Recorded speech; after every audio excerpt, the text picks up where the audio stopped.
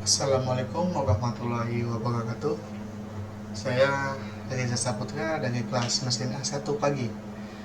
Di sini saya akan menjelaskan bab 4, yaitu mengintegrasi iman, Islam, dan ihsan dalam membentuk insan kamil. Definisi iman, Islam, ihsan, dan insan kamil. Seperti yang kita ketahui, iman secara etimologis berarti percaya. Perkataan iman diambil dari kata kerja amana yu'minu yang berarti percaya atau membenarkan. Secara terminologis, iman adalah mempercayai dengan hati, mengikrarkan, dan mengamalkan dengan perbuatan segala yang dibawa Nabi Muhammad SAW.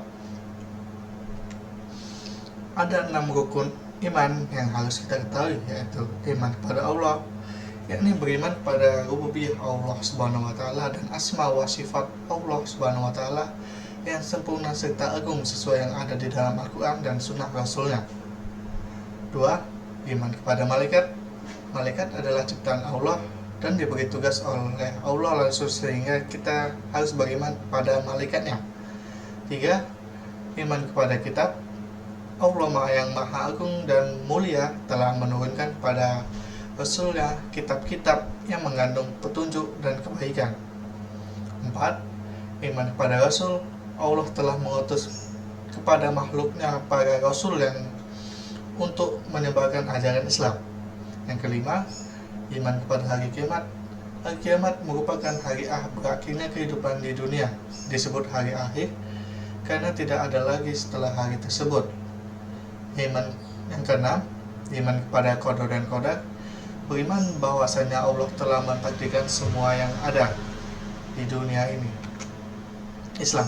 Secara etimologis, arti kata Islam berasal dari bahasa Arab, yaitu salimah, yang artinya selamat. Dari kata tersebut terbentuk kata aslama, yang artinya menyerahkan diri atau tunduk dan patuh, sedangkan secara terminologis dapat dikatakan Islam adalah agama wahyu berintikan tauhid atau keesaan Tuhan yang diturunkan Allah Subhanahu wa taala kepada Nabi Muhammad SAW sebagai utusannya yang terakhir dan berlaku pada seluruh manusia dimanapun dan kapanpun, yang ajarannya meliputi seluruh aspek kehidupan manusia. Islam dibangun di atas 5 rukun, yaitu yang pertama syahadat, kedua sholat, ketiga zakat, keempat puasa, kelima haji. Ihsan. Ihsan secara etimologis, ihsan berasal dari kata mufrad hasan yang artinya baik. Ihsan secara terminologis mempunyai arti apabila kita beribadah seolah-olah kita melihat Allah, dan bila tidak melihatnya maka Allah pasti melihat kita. Beberapa definisi dan pengertian yang diberikan oleh ulama yaitu yang pertama, Muhammad Amin Al-Qurdi, ihsan ialah selalu dalam keadaan diawasi oleh Allah dalam segala ibadah yang terkandung di dalam iman dan Islam, sehingga seluruh ibadah seorang hamba benar-benar ikhlas karena Allah semata.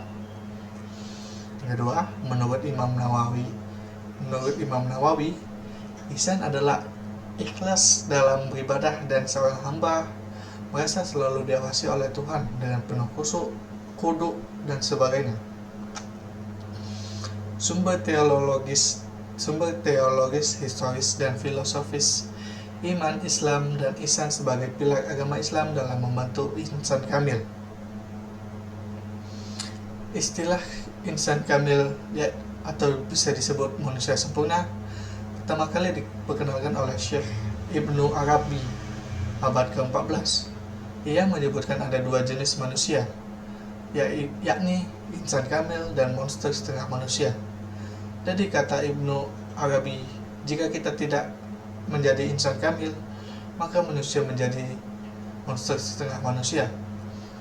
Insan kamil adalah manusia yang telah meninggalkan kemonsterannya. Konsekuensinya, di luar kedua jenis manusia ini, ada manusia yang sedang berproses menanggalkan kemonsterannya dalam membentuk insan kamil. Alasan mengapa iman, Islam, dan ihsan menjadi persyaratan dalam membentuk insan kamil. Kesempurnaan insan kamil terletak dari iman, Islam, dan ihsan, sehingga insan kamil dapat mewujudkan pengetahuan tentang iman, Islam, dan ihsan dalam kehidupan sehari-hari. Hubungan atau keterkaitan antara iman, Islam, dan ihsan adalah suatu kesatuan yang tidak dapat dipisahkan. Iman adalah keyakinan yang kokoh yang menjadi dasar akidah.